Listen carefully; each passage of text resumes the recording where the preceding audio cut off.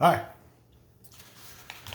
couple months ago, my brother Coondog brought me some paperwork that my dad had done, some letters he'd written home from the military years ago. And I guess I'd seen the things before and just kind of forgot about them. So saw them years ago, and he brought them back and dropped them off with me again a while back. And I thought they were kind of interesting. They weren't so much letters about how's things back home and I miss all you guys and hope the grass is growing good. They were more informational about what was going on where he was, what the country was like where he was. I thought they were just kind of educational. I don't know a lot about my dad's military background. They tell me that a lot of the records, if not all of his records, got lost in a flood in the Pierre basement or Fort Pierre basement or something like that. But I've never done digging deeper than that to see if I can go back to Washington, D.C. and they're in somebody's desk drawer. I don't know. So I don't know a lot, but I thought the letters were interesting, and I thought maybe to get them preserved a little better, I'd go through them a little bit and get them where people can have better access to them. This gentleman here is the guy we're talking about. That's my dad, Roy Hight. I was taken in 1955 in Virginia when he was a young fella, just in his prime, I guess, back in the day. What I have been able to find out is I think he did 2 tours, and I never knew that till just the last few years. I think he went over once in 52 to Korea and did his tour, and then when he came home, it looked like maybe he was home for a year and then enlisted again for a second trip. So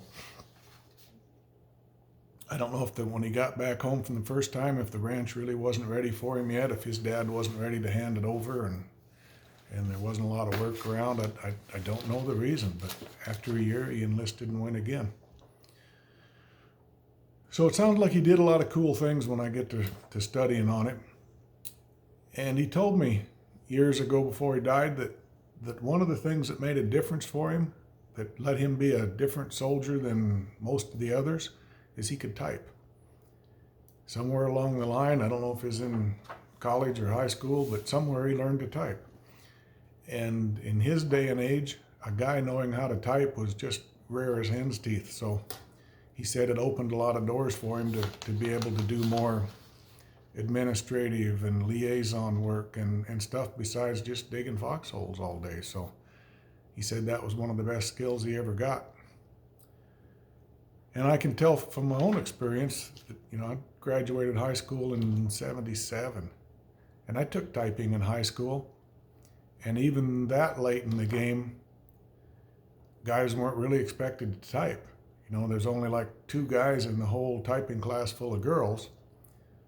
The guys got manual typewriters to practice on. The girls got electrics, because the girls were all going to go on and be secretaries someday, and the guys really didn't need to learn how to type. So I'm guessing it is pretty rare back in his time, back in the 50s and maybe even 40s, that for him to learn to type was a rare thing. So what I have been able to find out, he got a Korean Service Medal. He got 2 Bronze Service Stars. He got a United Nations Service Medal. He got a Combat Infantry Badge. He got a National Defense Service Medal. He got 2 Overseas Bars. He got a Commendation Ribbon, a Commendation Medal, Good Conduct Medal, a Distinguished Unit Citation, and then he got an ROK Presidential Unit Citation. And the ROK thing is a Republic of Korea. And that was a citation that was given out by the president to just certain members of the military. Doesn't sound like that was a blanket. Everybody that was over there got one. So I'm not sure. I have no idea what he did to get that, but to get something from the president of Korea sounded like he must have known him or done something with the upper crowd over there, I guess. I don't know. Part of his liaison work. He did the same thing in Turkey, was a liaison between the military and the local leadership there somehow. I remember him telling me about being in Turkey, and he said, well, I think he was telling Monty Hokum one night when they were sitting there having a beer, and I just was listening. But he said the thing that surprised him, that just never quit surprising him, is how bloodthirsty those people are. He said for somebody in the Turkish military, if you get a chance to shoot the enemy, he said they're more apt to try to shoot him in the leg and wound him so they can go over there and cut him into pieces and kill him that way. He said they're just bloodthirsty people. He said life doesn't mean much to them. Life has no value. And he said that was something that just he never got over, or never got used to while he was there, is the enjoyment they got out of torture and blood and just ugly stuff. So I don't know if it's changed any since then or not, but hope so. So his letter starts out in Camp Kilmer, April 1954. So Camp Kilmer was a jumping off place in New Jersey for a lot of World War II folks and Korean War folks. And a lot of them left from Kilmer and came back into Kilmer to get checked back into the country again. So it was a kind of a hub for military folks coming and going. So his letter starts out that I'm afraid the time is going to go slowly, for I'm just laying around waiting for passports and transportation. They're going to have to hurry it up because I have to spend a year over there. And I think over there he's talking about Saudi Arabia, was where he was headed this time. He said, I'm going to write to E.Y. Barry right after I finish this letter to see if he can't get the Passport Bureau on the ball. Barry has been very good to me. Without him, I would never have realized the consideration I have. When I went to the office to fix up some paperwork that I needed, it seemed that EY had already written to show them, to tell them about it, and they knew I was coming. He'll get my vote whenever he runs again. So I thought that was just kind of interesting, that this guy was I think like a 20-year congressman for the state of South Dakota, maybe House of Representatives kind of guy. But for a White River Ranch kid to need some help with his military issues, he writes to his local congressperson, and darn if the guy doesn't just help him and has it taken care of before he ever gets there to pick up the paperwork. So I thought that was kind of interesting. I'm not sure you'd get that kind of attention today from any of your local congressmen. We had a very enjoyable trip out to D.C. I'm glad I was able to go. Okay, then a couple weeks later, he's still at Kilmer. And he says, as of the day I've reported into camp, I've yet to do a lick of work. And I've talked to a handful of guys that went in the military that said the same thing. The biggest problem with a lot of your time in the military is just boredom, waiting for the next thing to happen. He said if it weren't for the investigation between McCarthy and Stevens on TV, my day would be very dull. Those guys argue back and forth just like a bunch of grade school kids. So that's what he put in his letter. So that was 54, and here we are in 2023, and things haven't changed a bit. Got people on TV arguing back and forth like grade school kids. McCarthy and Stevens, I don't know if I know all of that stuff. I told you before, I'm not much of a history guy, but McCarthy was a congressman, I think a senator, and Stevens was the head of the military at the time. And the two were battling because McCarthy started out with a bunch of stories about communism has taken over the United States and there's communists running all the different groups of the military, and they've infiltrated the army, and of course Stevens denied all of that, being the head of the army guy. He said there's no way that any of that's true. We wouldn't allow communists to come in and work inside of the military. So those two battled back and forth on TV, and McCarthy kind of ended up with a reputation that still runs to this day of being able to say anything you want, having no proof for it, and limited consequences. So when you look at where we're at today, hell, it's no different. There's folks on TV and Facebook and Twitter and Snapchat, and they're saying anything they want. They have no proof. They have no backup. They might be right. They might not be. but you're allowed to just say anything you want and get away with it. And that was kind of McCarthy back in the day. And in the end, I really don't know if he was right or wrong. You don't have a Elon or somebody out here that's exposing all that and letting you make your own decisions on it. You know, back then the newspapers probably weren't a lot different than today. You know, there's a saying from Mark Twain that if you don't read the newspaper, you're uninformed. If you do read the newspaper, you're misinformed. And that's from back in Mark Twain's day. So I don't know that it's a lot different today, but had a very enjoyable weekend in New Jersey, visiting with a fellow that was in the Turk liaison with me. So that sentence there was the first I'd ever heard that he was part of the liaison group in Turkey too. So I'm guessing after reading through what he was doing for the Saudis that he probably had the same kind of role in Turkey. I met a sergeant going to Yugoslavia. He had his car with him. He's a baseball fan, so twice we've gone to New York and Yankee Stadium to see the games. I got to see the Empire State Building in Manhattan, Washington Bridge, 42nd Street, Broadway, 5th Avenue. Places are indescribable. We also drove through slum areas, which are even worse than the slum areas we drove through in D.C. So not a lot's changed there. D.C. is still full of slums today. New York City's probably got more slums today than it did back in his day. Took a lot of subway rides, 155th down to 81st, visit Brooklyn. A lot of talk here about subways. Then we caught an express over to New Brunswick.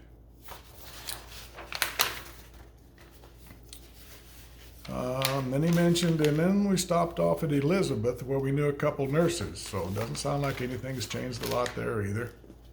A couple military guys out on the town somewhere, and damn if they don't know a couple nurses somewhere nearby. So went out to the nightclub where Johnny Maddox was playing.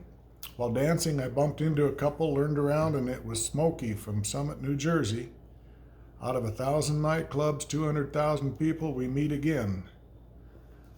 So I think he's one of them that he was in Turkey with. So it surprised him to bump into him and out on a dance floor in a nightclub somewhere. And then he says, right now, I'd like to escape some of this boredom, be able to saddle up a horse and go ride around looking at calves. I really haven't been able to open up and yodel for a long time, and he was a yodeler. He was a noisy kind of guy, really. He was laughing a lot, singing, yodeling. He was noisy kind of guy, entertaining to be around. So I like our place in South Dakota where it isn't all cluttered up with people. He says I really don't go for these big cities. Said, I'm guessing they don't really have cattle in Saudi Arabia. Then he's got his address listed here. It was in Bahrain, Saudi Arabia, so that's where he was headed next. And then he jumps ahead to May. So he must have finally got over there. He said went from Westover Air Base at Springfield to Argentina and Newfoundland. Says really cold out, probably only 10 above. Flew across the Atlantic last night, arrived in Scotland. So from now on, my watch will be advanced 5 hours. Scotland's very pretty, green and flat, lots of milk cows, very pretty countryside, reminds me of Iowa. Crossed over London, but could only see the outskirts from my side of the plane, pretty hazy. Could see Paris. We usually fly between 11,000 and 17,000. The pilot lowered down to 5,000 feet while crossing Europe during daylight so we could see better. So there again is a sign of the times. You know, today you're 30,000 feet in the air, can't see a dang thing. Expecting some pilot to lower the plane down to 5,000 feet so you could get a better view of the countryside, not gonna happen. So, sign of the times.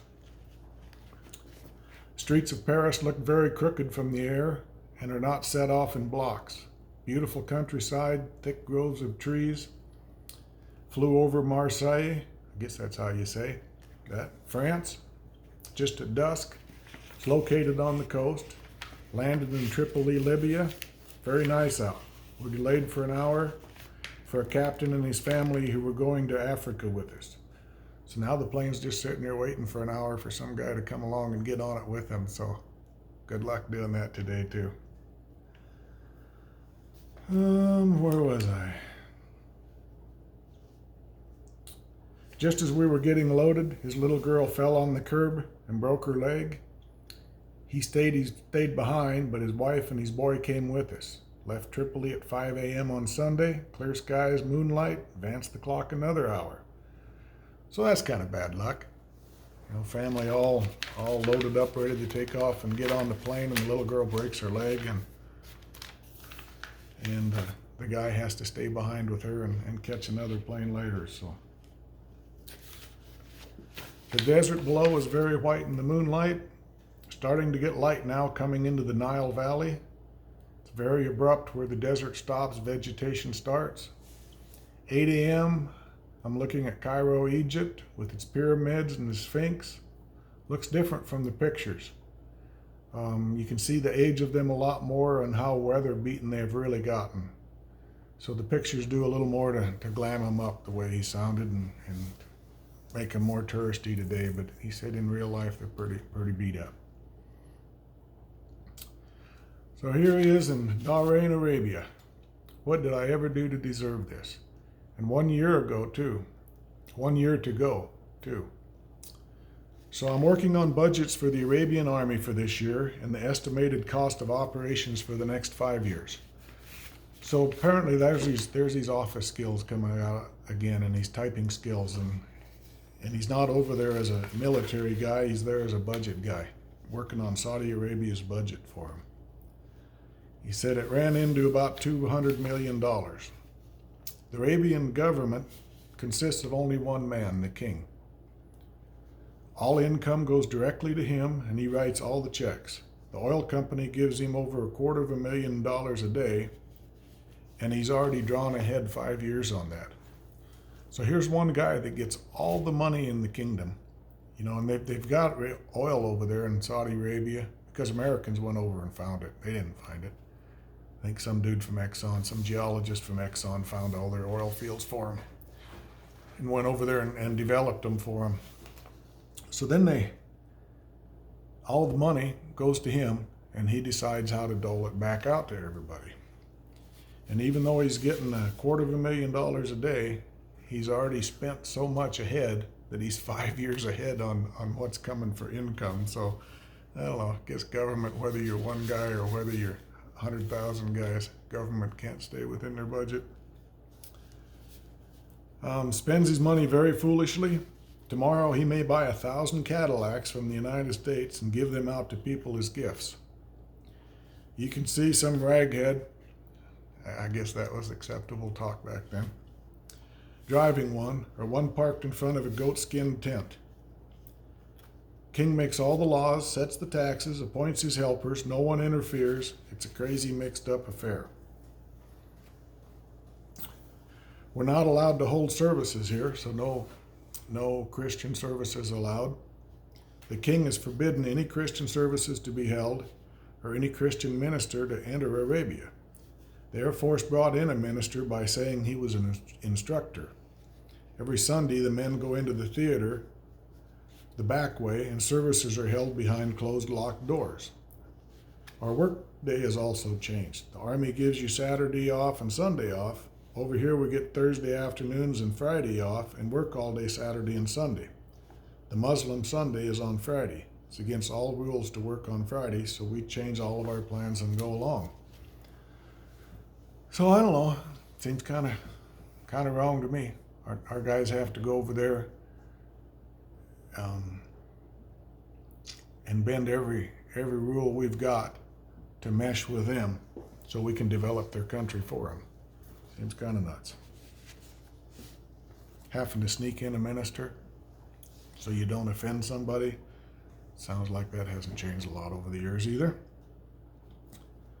Today I packed all my belongings on a plane and left Duran. I was sure glad to get out of that hot place. Flew back across the desert, a little south to a place called Tiaf, about 60 miles from Mecca. Here the altitude is 5,000 feet compared to just 72 feet in Bahrain. Wonderful weather, just perfect. It stays that pretty much year round. They get a little rain, but it does them very little good, as 5 minutes after it stops, the ground is dry. The house where we eat is little over 2 miles from the offices. So this is the summer headquarters for the king, the princes, and the American ambassador. In fact, the ambassador sleeps upstairs in the building that we're in. Saudi Arabian army is located here, all 13,000 of them. So this is where all the American soldiers are, all 29 of us. So it sounds like that was just a small group that the military put together to go over there and work with the Saudi Arabia leadership to try to develop some relationship with those guys. So we had 29 people over there, and my dad was one of them. The town is typical Arabian: stone buildings, stone fences, old Turkish forts, flat top buildings made of cement and stone, lots of goats, camels, donkeys, a few horses. Saw about a dozen beautiful horses today that belong to a prince. They have their stores, their dirty streets, their new cars, lots of kids. Some of the buildings look marvelous, and all are painted the funniest colors, such as light blue, pink, and light orange. We stopped in a filling station on the way back from supper to get gas, and I witnessed an Arabian family eating. First, they washed their feet and hands in the same cup of water, and then they sat laying on the ground. Some of the print isn't really good on the letters here, so I kind of have to stutter once in a while. They only eat with their right hand. As I sit here tonight, I stop once in a while and think about this world and what makes it tick. It's a funny place to live. Life is really very simple. These people prove that. But yet, we supposedly intelligent people take it all so seriously. Not sure who's right. These people are us. We live better, have more fun, and worry a lot more. These people take it easy, never worry, and are probably happier in their hearts than we are. So that was kind of a keen observation, I guess, from his view of the world. Those people over there have nothing. They're living in goatskin tents. They have whatever the king gives them. You know, a lot of the Bedouins, I guess they're called, that run their goats out there on sand piles, hoping their goats can find enough to survive. But according to Roy, those people are probably happier than most Americans are. It says, if I was a writer, I'd write a book. The title would be, How Can a Thin Little 300-Pound Donkey Bray So Loudly? Because he said they surely do. The American ambassador arrived from Jeddah to spend his summer months here. I saw the prince. He's about 6 feet tall. Dresses very nicely also. Something interesting that happens every day is shakshi, the way he types it anyway. The English translation is free to give away or to provide. So every afternoon, all of the men go to one palace and the women to another where money is handed out to them. On Memorial Day, I got a first-hand view of it. 2 men carried out a basket with silver rials in it. A rial is equal to about 27.5 cents. Some young prince was giving the money out, and he would hand one guy 1 rial. Maybe the next guy would get 3. There was no rhyme or reason to it, it didn't sound like. Every day that goes on. They form a big line outside of the walls of the palace, march through a gate. The women's group is a lot more active, as there are hundreds of little kids running all over the place while they're waiting for their daily handout. The women really fascinate me. As yet, I haven't seen their full face, but their eyes are enough to get to a fellow. They all have the same kind of eyes, black, bold-looking, and piercing. When they look at you, you can feel their eyes going clear through you. We usually time it so we go to supper about 5:30 just so we can drive by these women as they're leaving the palace. Some of them look at you, stop and turn as you drive by. Some of them turn their head completely the other way. Every once in a while, one will wave at you, and you can see by her arms by her eyes that she's smiling at you. The old ladies, if they catch you staring at them, will hold their hand up and open and close their fists, which means Allah will put a curse on you if you look at me. They all wear the same kind of clothes, just a big black sheet that covers them from head to their feet. Some leave a bare spot for their nose, from their nose to their forehead. So I don't know.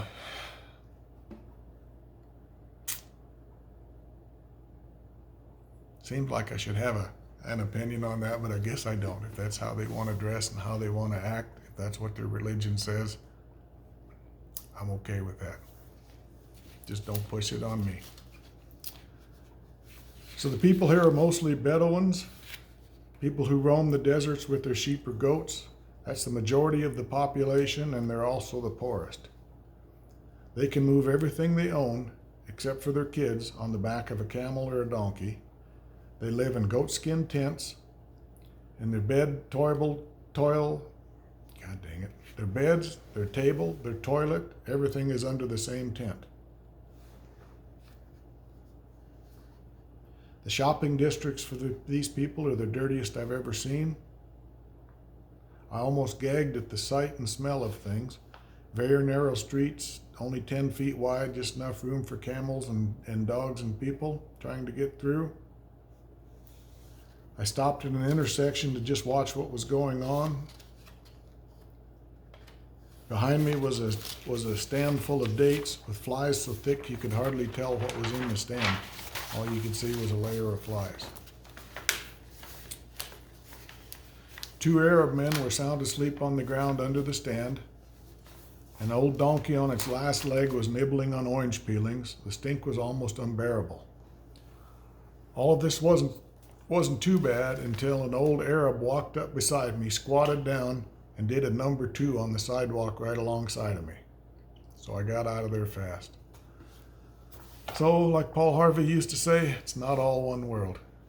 You know, we live in kind of a sheltered little existence here and don't realize how the rest of them live. You ought to see these guys during mail call. You couldn't pry them away with a bomb, just like a bunch of bucket calves. So the books I've read didn't tell me the real truth about this country and its people. I've read all kinds of books before I came over here, and every one of them was wrong. They base everything on the royal family, and the royal family is really ashamed of its country and doesn't want any proof of it to get out of the country. Therefore, it's against the law to take pictures of anything or anyone except what has to do with the royal family. So all the books that he could get a hold of to study ahead of time before he went over there, all they paint is a picture of the royal family and lead you to believe that's what the country's like. But behind the curtain, the reason you see that view is because that's all that's allowed to get out of the country. So nothing's changed today. Between Arabia, China, India, all those kind of places, it's pretty controlled on what you're allowed to see or what the outside world is allowed to see. North Korea, good example.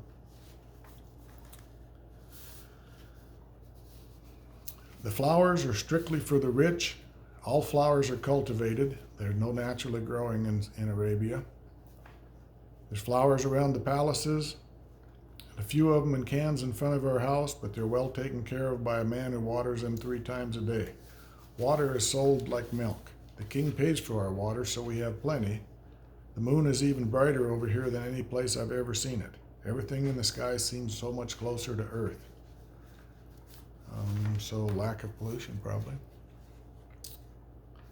A donkey died about a half mile from our mess hall, and today we enjoyed watching the vultures do their work. Big, mean-looking birds, wingspreads probably 6 feet. I've never seen so many dogs in my life. They don't use them or eat them. The little kids don't play with them. They just run wild. So we're all invited out to a man's house to spend the day and have a picnic. Our cook took out steak to barbecue and all the trimmings. Fairly nice place. Had lots of fruit trees, swimming pool, had a good time. So apparently he's one of them that was in the king's inner circle. 15 miles of desert and rocks to get to the place. Saw a lot of bedlams heading their sheep from rock to rock looking for grass. I can't imagine what those sheep and camels live on, because you'll see sheep grazing on a sand blowout and thorn trees. Spent some time driving through the streets of Taif last night. Only saw one neon sign in the whole town. So I guess they had electricity. Flew across the Red Sea to Ethiopia, really a small country, once under Ethiopian rule, known as Ethirus. Went to the capital city of Asmara, where about 300 Americans are holding down a radio listening post at about 7,000 feet elevation. It's a beautiful place, somewhat like Colorado, covered in flowers. So that is Ethiopia.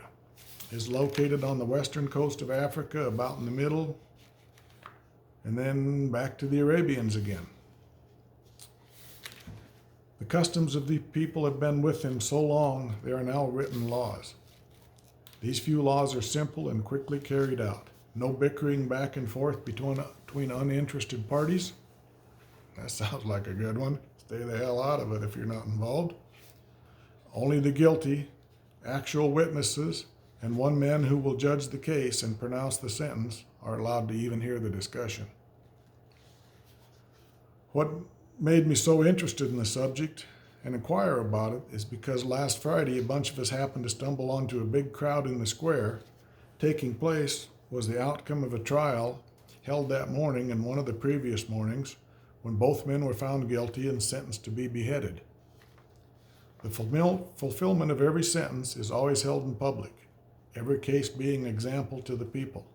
They have no death by hanging, shooting, or gassing, always beheading. Not understanding what the swordsman was saying before he beheaded each man, I asked an interpreter I knew who was there. The first man was caught with another man's wife. The second man stole 3 goats. Both men, unbound, on their knees, facing west with their heads high, thrown back, were chanting the same song. Every other word was Allah. After it was all over, the people went on their way as if nothing had happened. An Arab has no respect for their dead. They would still be laying there if the relatives didn't carry them away. So, sounds similar to what my dad said about Turkey. Bloody's the only way to go.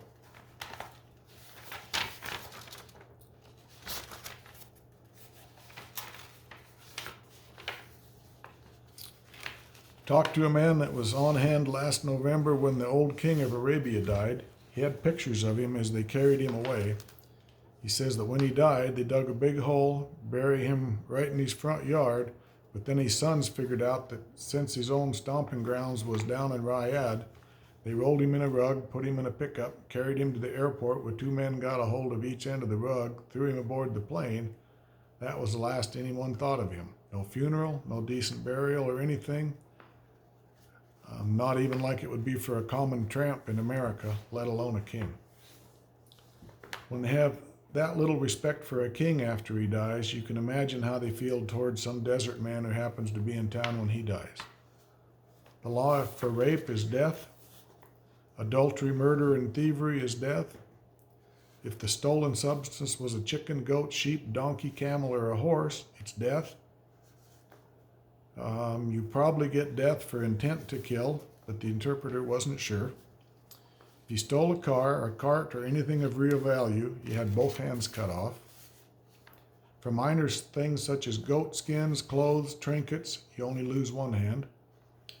In both cases of thievery, if you are caught and run away, you have your feet removed as well. You lose the same number of feet as you do hands.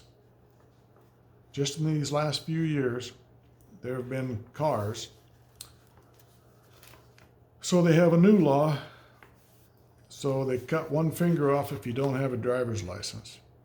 The law between the driver and the pedestrian states that if the driver runs over a person, the person has a right to run over the driver in the same manner. If the pedestrian is killed by this car, the relatives of the deceased can kill the driver in the same way if they want to. Jail sentences, work details, you'll get for cussing a man, fighting, not praying, failure to lock up shop during prayer hours,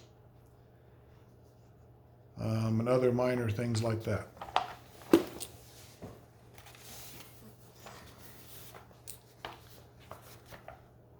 So watching the news today, just saw some guy driving down the street, swerved over, ran over a lady and her kid, killed them both. The driver got, 3 months probation, something like that, or got 3 months in a halfway house, some light duty sentence. And when he got out, somebody shot him.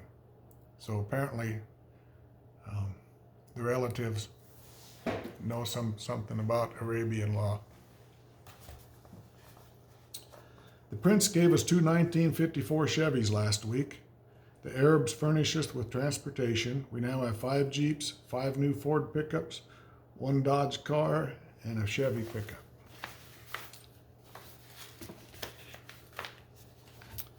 All right, now we're in Jeddah. On the way to the airport to catch a plane back to Taif, one of the government officials told me about and pointed out the grave of Eve. I could only make out a high wall around a block of ground, but he said that's where Eve was buried, inside that wall. That's what all the Muslims believe, he said. Not sure about Adam, but they know where Eve is. August 8th is the Arabian New Year. People coming from all over the world to be in Mecca for the holiday. Lasts for 10 days. Down in Jeddah and Mecca, the temperatures range around 130 to 140 degrees with 80 to 90% humidity. It's unbearable. Last year alone, 1,500 people died during the New Year's parade. They expect 400 deaths this year. And they're going to have a parade of every man and weapon of the Saudi army this year. Even now, they're packed in Jeddah, lying all over the streets waiting for the new year.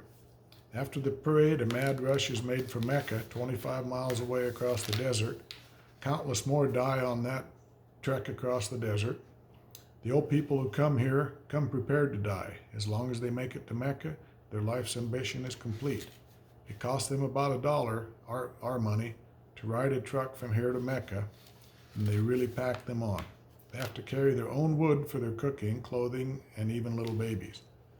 These people have so many holidays and spend so much time preparing for them that the army only trains its men 4 months out of the year. This last week, there have been some strange drum beatings about 300 yards across our ball diamond. Every night they beat the drums until late. I'm always asleep before they stop. It's a strange rhythm they have. They're really going to town right now, accompanied by a guy trying to sing and a dozen dogs. I believe the dogs are doing the best. Spent a couple of afternoons scouring the country. You see nothing but hills of rock, no vegetation. If you look closely, you can see some mud houses set back in little nooks here and there where people are living. How they survive out here is beyond me. Nothing to work at or with. Ran onto an oasis about 20 miles west of town where they have about 10 acres of farming. That was the biggest green spot I saw in the entire country.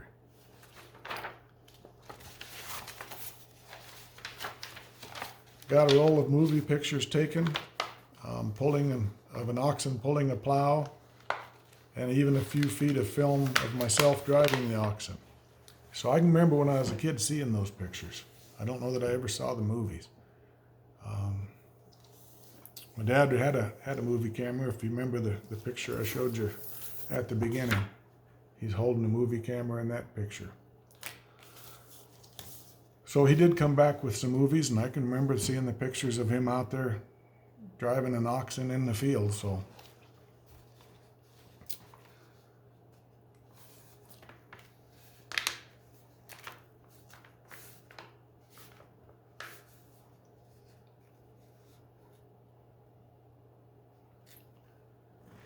2 days ago, the King of Arabia, the American ambassador, and the general of the Air Force all came to hold a big meeting so the king could ask for some aid. Guess he can't get by on $250,000 a day. The colonel in charge chose me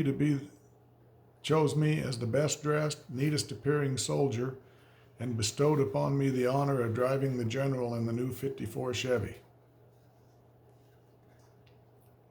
I got to listen in on the latest rumors and had a chance to talk with the ambassador and to speak with the king. It kept me busy making sure they didn't stumble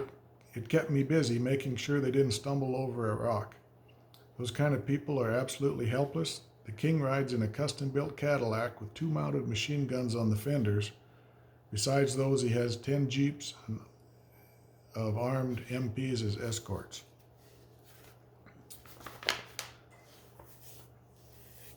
Been working a lot this last week. 90% of the work we do here is just paperwork. We have to put it in writing for all of our lesson plans for the following week. We go out and teach these morons how to operate and fire a machine gun. I have to spend twice as many hours putting it on paper as it's going to take me to tell them how. Surely is a headache. So there's these typing skills again, coming back to maybe haunt him a little bit. What makes it so bad is that they don't really want to learn. Every Arab has it in his head that he's the smartest man in the world. Can't wait to get out of this place. These people get on my nerves. They do things little babies would know better than to do. One of their officers, a major, got badly burned last week by carrying gunpowder in a paper sack in the same hand with his lighted cigarette. So I guess I can feel his frustration trying to teach somebody that doesn't want to learn and really not used to any of the equipment that we handle regularly, I guess. Had nothing to do this evening, so jumped in the pickup and rode around. There's only one paved road here, so naturally made up my mind really quickly where I would go. The road leads from the King's Palace to the airport. 20 miles of oil road. It's just about like our cow trails back home. Beautiful moonlit night, full moon, only 6 more to go before I'm out of here. I turned off the main road about 10 miles out and went to an oasis that I've always liked. This oasis has a dozen or so fig trees that stick 30 or 40 feet above everything else. Look majestic standing there.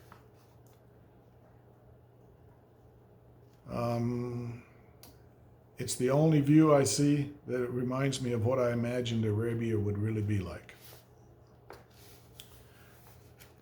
When their prayer time comes around, their policemen make them close shop and go to the mosque. On each corner of the mosque, which usually covers 1/4 of a block, stands a policeman who makes sure everyone is chased down and goes in to pray. Those business people in town go through that 5 times a day. The other people just bow down any place they happen to be. The government figures that if they make the businessmen close shop, it gives the other people nothing else to do except stop and pray also. So 5 times a day, the businesses have to shut down and they all go to the mosque to pray. If you're not a businessman, you can just stop wherever you are, it sounds like. About 20 miles from here is a big hill where it's been assumed that Noah built his ark. Down at the foot of this mountain is a big rock that has writing carved on it in a strange language to men. It resembles Arabic in a way, but is unreadable. There were a group of geologists over here years ago to examine it, and they came to the conclusion that it was the launching place of Noah's Ark. The resting place of the Ark is thought to be on a mountain in Turkey along the Russian border. Pilots supposedly spotted the wreckage during World War II, but as yet no man has been allowed to go there and investigate. 3 states from the men tried it a few years ago, were stopped by the Russians on the ground that they were only trying to gain Hight access so they could spy on the Russians. The mountain is actually in Turkey, but you can see from Russia from there after you climb up a ways.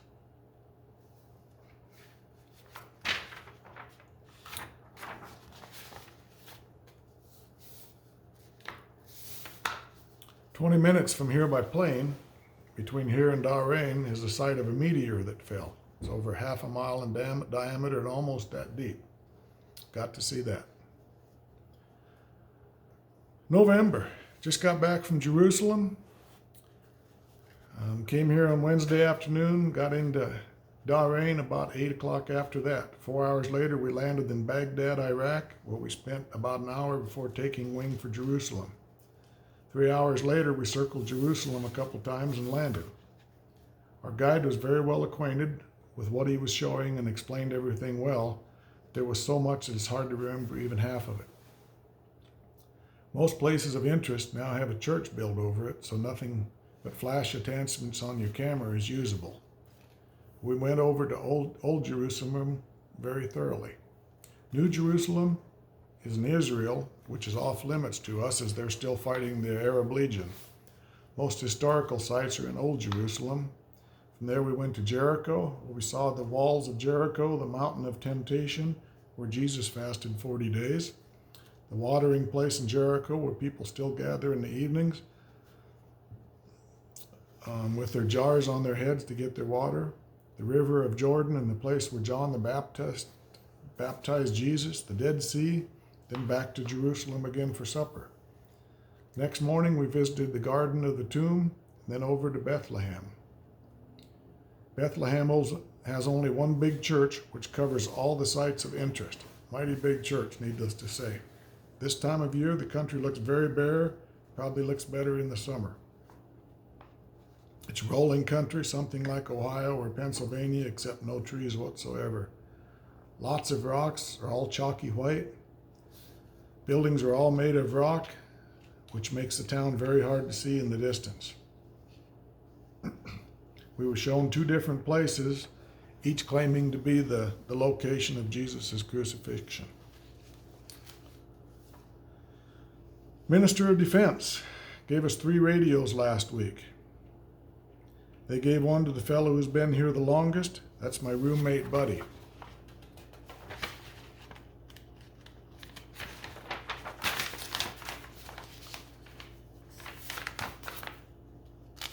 Every once in a while, you can get a station in Egypt, Iran, or the British in Cairo play an American record.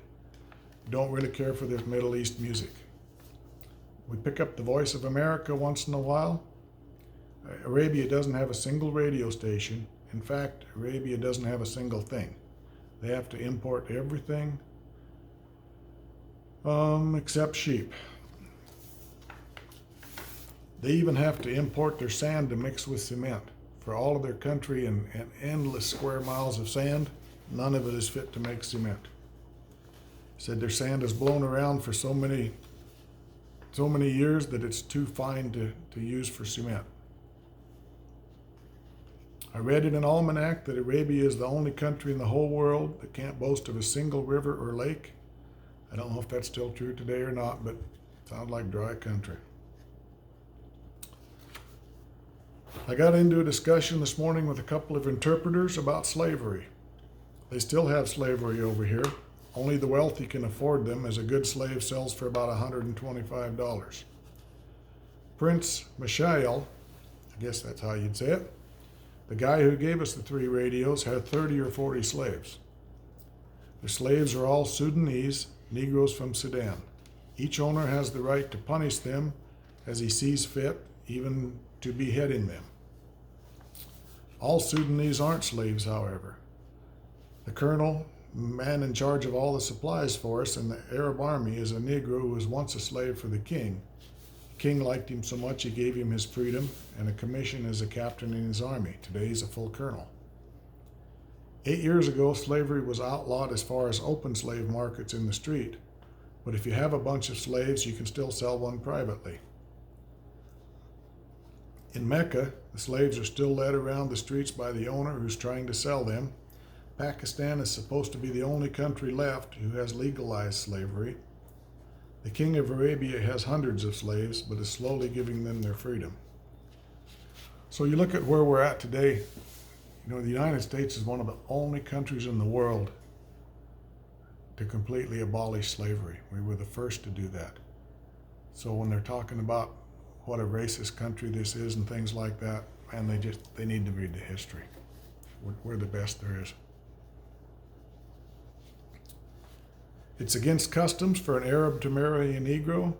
The Muslim religion is a little different too, as an Arab Muslim woman must have her body completely covered except her eyes when she prays.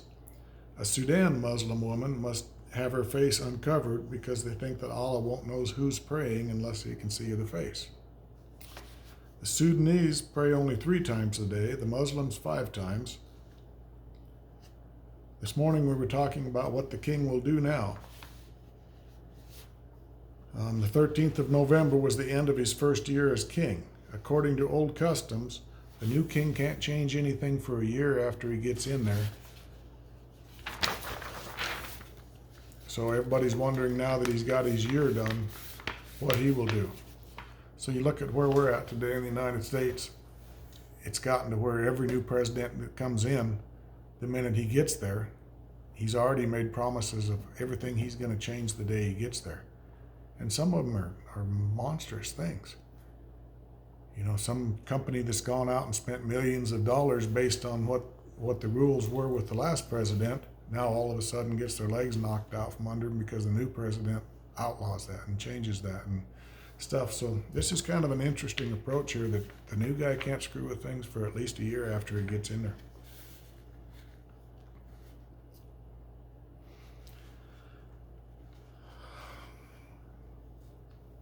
They're confident the new king will begin to change things now that he's got his year in office.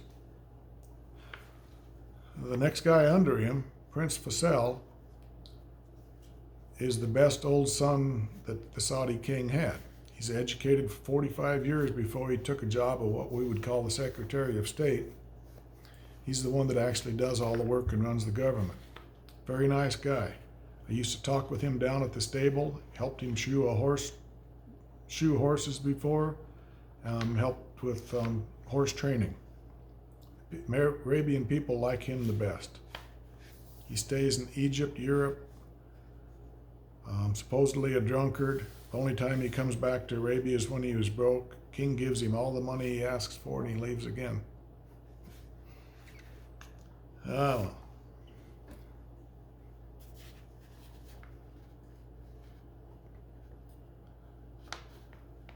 Another prince is 10th in line for the throne.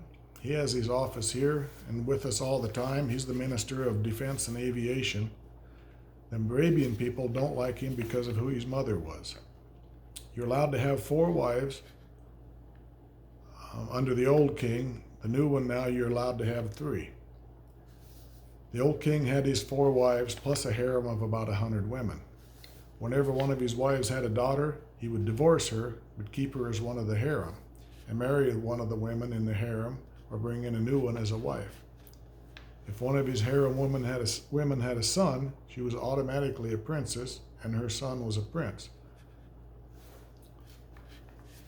So this prince's mother was just a member of the king's harem and not his wife, so he was never accepted into the kingdom like the others. Smart man, very well versed in the line of government. For a man only 29 years old, he has 4 wives at the present time. One of them is a Muslim from Palm Beach, Florida. Once you divorce one, you have to support her until she remarries. You must treat them all the same.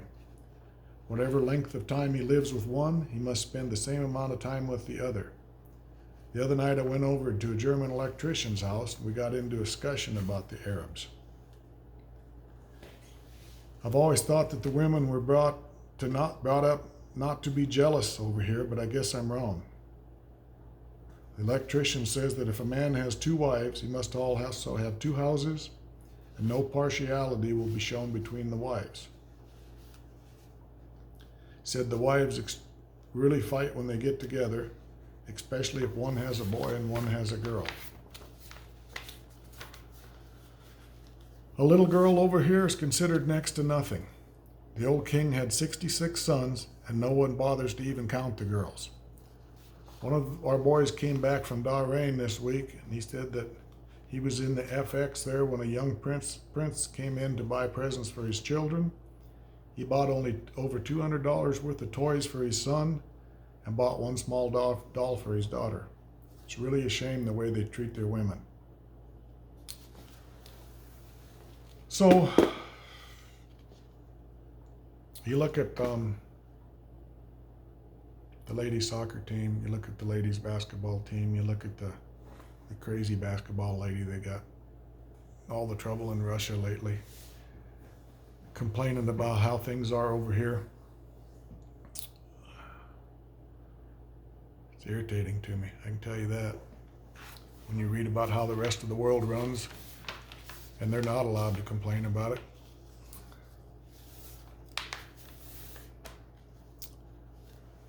So a man with his wives, the man walks first, 5 paces behind walks the first wife, followed by the other wives, unless your second or third wife has borne you a son. Your wife never talks to you in public. The men hold hands when they walk together and kiss each other when they meet, but they will not walk beside their wife.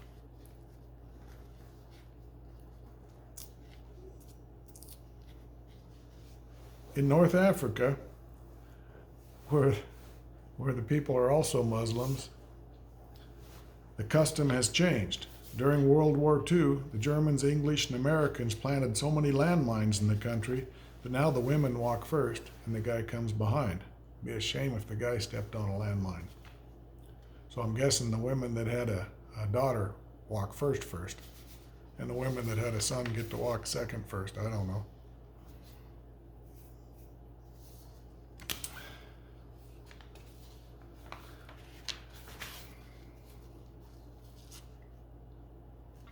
Talking to a German doctor who works at a hospital about a mile from here. She takes care of the women patients in the hospital and those around town.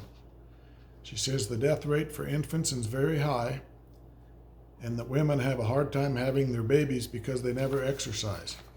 After a woman begins showing pregnancy, they don't go outdoors at all and usually spend the last 4 months in bed.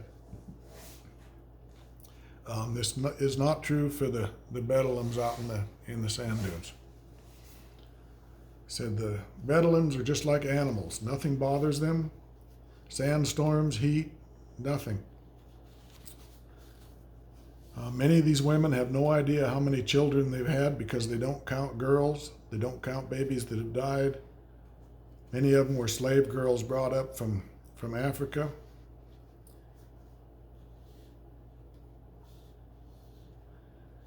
If I sell my wife to a neighbor, she forgets all about the children she had by me and only counts the boys she has from her new husband.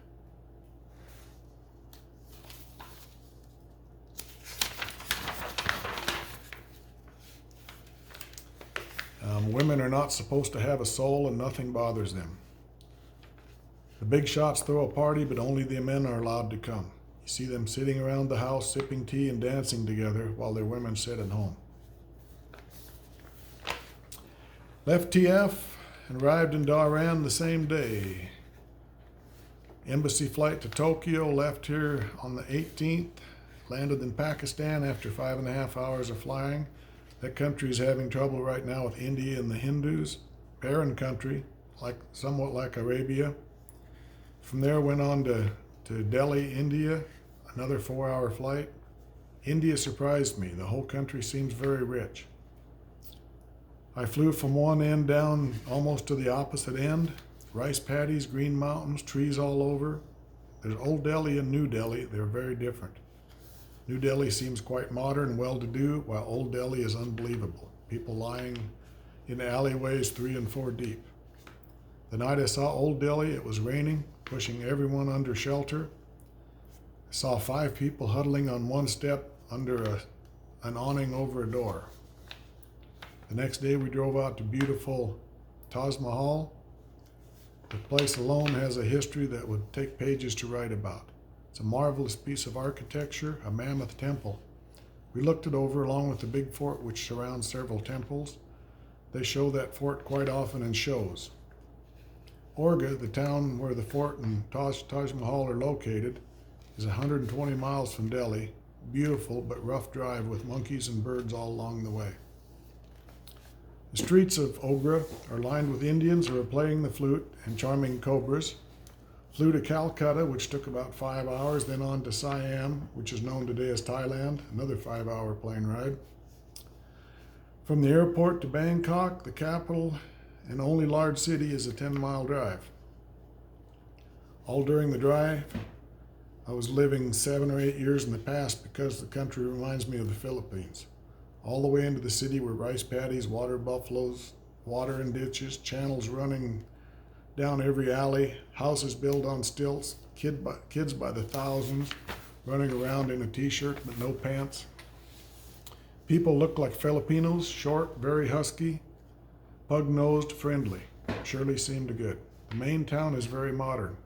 Our room was a 5-room suite, very well furnished. Even had a little patio outside our windows. When we got there, we set our suitcases in the hall, grabbed a taxi for the sports arena where a boxing match was in progress. Got to see 2 preliminary bouts and the main bouts. Their boxing is very different from ours. They fight until one of them gets knocked out or can't fight anymore.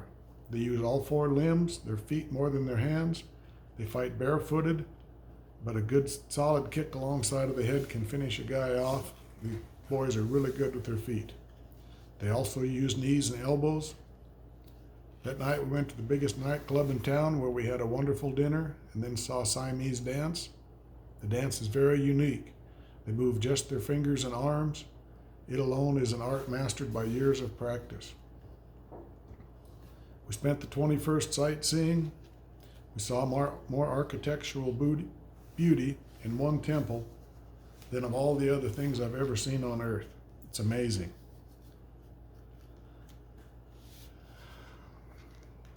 You can't believe it unless you see it. Beautiful temples, statues of Buddha. One statue of a reclining Buddha is 150 feet long, 20 feet high, made of copper and bronze, exact even to the prints on his fingerprints. Trip through the snake farm where venom is extracted from the cobras. Trip through the opium den where guys sit around and smoke dope. Pitiful to see all these guys buggy-eyed and doped. Got in from a 3-day field problem with the Arab infantry. Our last day out was a little rough as a sandstorm hit us before we could get out. It was my first real sandstorm, so I didn't mind it until it started to get rough, and then I knew it just wasn't playing. I don't take this sand as well as the Arabs. As I said before, they're just like an animal. They seem to know the way home without being able to see. They can walk for miles with their eyes closed and still get right where they need to go. Took my camera out today, March 4th, gave it a little workout, got some wonderful shots, desert vultures, turkey vultures, probably 100 or so.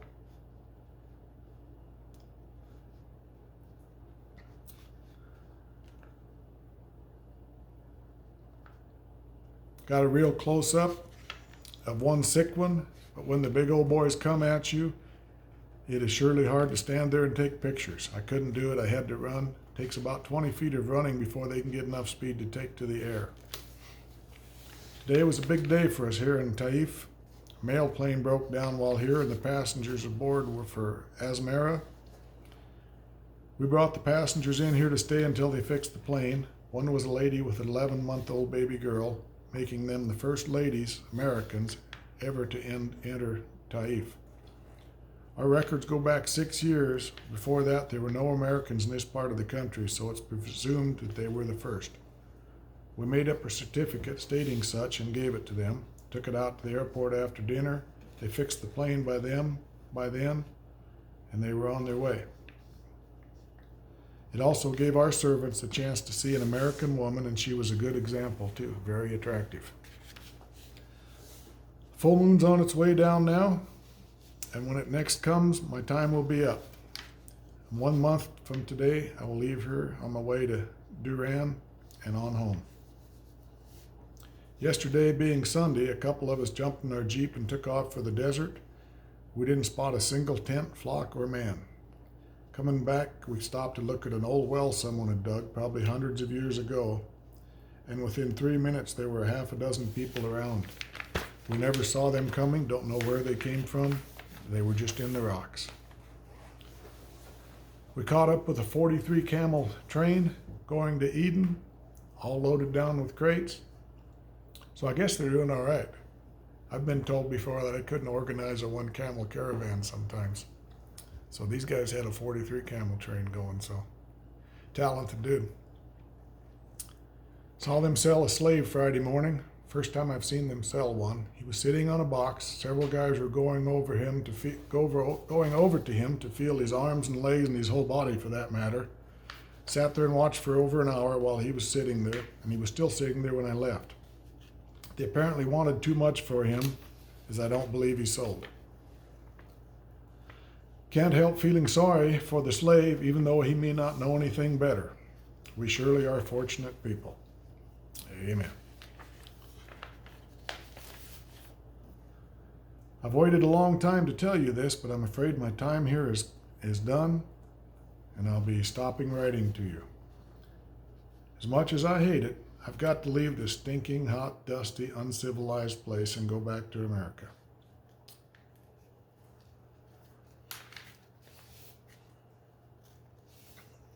I heard White River won their first game last night of the playoffs. Hopefully I can get back to see the rest. Last night I got a very good indoctrination of the way celebrities eat. The king invited us all out to his palace for dinner, along with hundreds of his army officers. It was a rat race. We met in Taif to drive out, which is about 15 miles away. Procession was led by the head of ministry. And from the minute we started until we got there, I've never seen anything so stupid in my life. These dumb ragheads were driving 4 abreast at times, trying to get ahead of one another. I've never seen such reckless driving.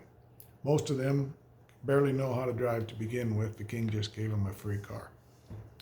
About halfway out, the sun went down, so we pulled off the side of the road. Everyone got out and prayed. After they finished praying, they jumped back into their cars, started racing again, ducking in and out of cars. When we got to the palace, we lined up to go to the dining hall. The king's white army was all over the place with submachine guns. Every man was looked over carefully before he was allowed to enter the palace. Inside, they had a mammoth wooden table built horseshoe-shaped. It was loaded down with food, big bowls of fruit, salad, potatoes, whole lambs. About every 4 feet on the table was another whole lamb. Every man for himself when it came to cutting off a piece of meat to eat. King's meal was brought to him separately as he eats special food. American style, by the way. His chef is from Texas. It was a fairly good meal, but it was ruined for me because the lamb in front kept staring right at me. After we finished eating, they brought the perfume around and dosed our hands with it. Then they bring an incense that you pass your hands over, supposed to dry them quicker. We all lined up again, each man walking up to the king, saluting and shaking his hand. After that, the same mad race back to town. Inside the palace were guards carrying beautiful golden swords, cases studded in stones. Each guard carried this big sword, a small dagger in his belt, and 2 pistols. They weren't taking any chances. The king's own personal bodyguard is a big 6'6" Negro, black as the ace of spades, who carried the meanest looking dagger I've ever seen. He stood a couple feet from the king at all times.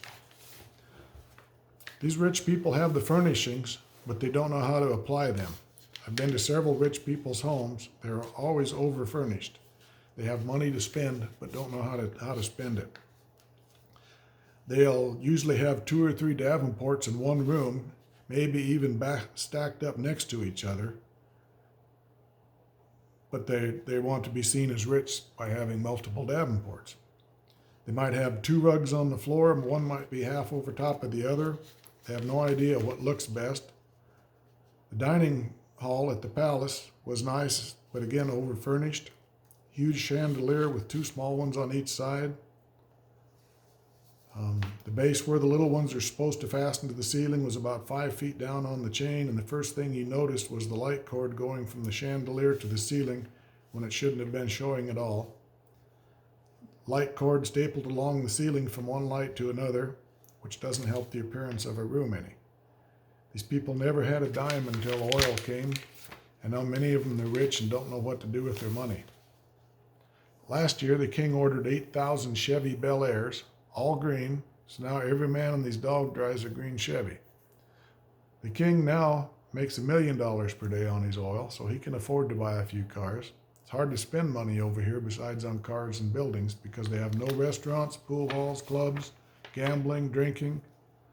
Their clothes consist of a pair of pajamas that they wear under their dress, a pair of sandals, and a rag to wrap around their head. The first 2 weeks I was over here, I helped figure up the cost of an Arab army in 13 regiments for 5 years. Starting tomorrow, I'll do it all over again. The last time it came up to 200 million, and they want to cut it down to 180 million so the king has more money to spend for himself. March 31st, my last letter to you from over here. This letter will go out the 2nd of April, and the next plane is the 9th, and I'll be on it. Got me a camel for tomorrow, so I'll hit the desert for a short ride. Can't take too much of that camel riding. You ride very far and you can't straighten up for a couple days. If you watch the ground, you'll get sick too. I'll probably end up leading the homely creature back home. Heard in a roundabout way that the king was going to give me a present when I leave here. He makes $1 million a day, so his presents may be worthwhile. Maybe he'll make me a present of a dozen or so of his harem. A guy wouldn't stand a chance over here, would he? See you all shortly. Roy. So the king did give him a present. He had a custom watch engraved on the back of it to my friend Roy or something like that. He gave him some hand-carved cutlery set. Maybe had a knife in one end and a fork shoved in the other that you could take out for carving meat with. I don't remember what all it was. I remember growing up that if you got up in the upper closet of my folks' bedroom where you weren't supposed to go, there was stuff up there. There was silk kimonos. I don't know what those things are called. Silk stuff that the Muslims wear. They were hand-carved wooden little jewelry box kind of things that had stuff in it from his days when he was a guard at a POW camp in Saudi Arabia or in South Korea. Stuff that he'd got out of the POW camp with, I guess. I think maybe Brother Troy has the watch that the king gave to him, or at least that's what I hear. Don't know. This is a picture of him when he was over there, wearing all the Saudi garb. Another thing that showed up, and I can't remember if Coondog gave this to me one time again, I can't remember. But it's a plaque. And I'll read to you what it says. But what it is a military assistance advisory group from Saudi Arabia. A certificate of achievement is awarded to Sergeant Albert L. Hight for outstanding performance of duty while with the U.S. Army Section MAAG to Saudi Arabia. So the MAAG is this Military Assistance Advisory Group. From May of 54 until April of 55, he was an administrative specialist. His ability to cooperate with foreign nationals in a diplomatic and understanding manner contributed materially to the successful accomplishment of his duties. His sound judgment, initiative were of great value in the resolution of numerous camel's feet are in the way here. Numerous problems. His loyal cooperation and untiring devotion made a notable contribution to the successful accomplishment of the Military Assistance Advisory Group effort. Announced in 1955 from some colonel in the Army and some captain something. So I don't know. Sounds like he had a lot of career. I wish he was around for me to talk to him some more about it. I'm bummed that I lost him when I was still an age where I really didn't care what his life was. You know, at that age, I'm all consumed with what my life is. And all my little brothers and sisters under me, probably the same thing. You know, they're just getting by day to day and weren't really concerned with what his past was. So I'm sad about that today, because I think the guy had an entertaining military career, and it's probably not just military. I don't know much about him from before the military to after the military until I was old enough to remember coming to Harding with him when he bought that place. So that's that. If you want to know something about your dad, that's what I know right now. I'll do some more digging as I get a chance. I know he's eligible for Korean War medals, things like that they've since handed out over the decades since he was there. that he's never received any of those, and I don't know if we can get him or not, where a lot of his records were lost. But I wish I had an EY Berry guy to just call and have work on it for me. So we'll catch you later. Thanks.